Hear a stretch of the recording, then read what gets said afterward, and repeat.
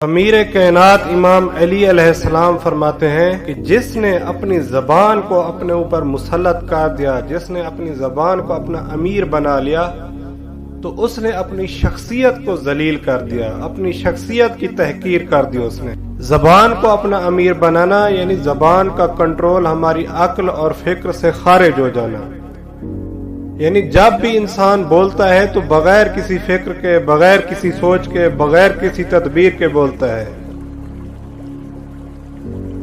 تو جو انسان اپنی زبان پر کنٹرول ہی نہیں کر سکتا تو وہ پھر سمجھ لے کہ وہ پھر اپنے آپ کو رنجشوں اور مصیبتوں میں اور مشکلات میں خود ڈال رہا ہے اپنی زبان کی وجہ سے۔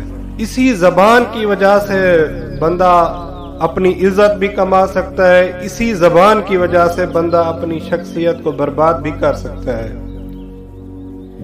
یہی زبان لوگوں کے دلوں میں محبت بھی ڈال سکتی ہے، یہی زبان لوگوں کے دلوں میں نفرت بھی ڈال سکتی ہے۔ یہ کینہ، یہ دشمنی، یہ حسد، یہ بغض اسی زبان کی وجہ سے ہے۔ اگر ہم اس کا صحیح استعمال کریں گے تو اس کا نتیجہ بھی صحیح نکلے گا، غلط استعمال کریں گے تو اس کا نتیجہ بھی غلط نکلے گا۔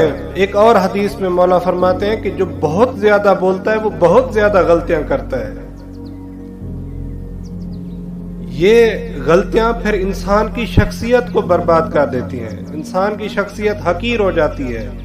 جو زیادہ غلطیاں کرتا ہے تو لوگوں کے نظر میں اس کی کوئی عزت نہیں رہتی۔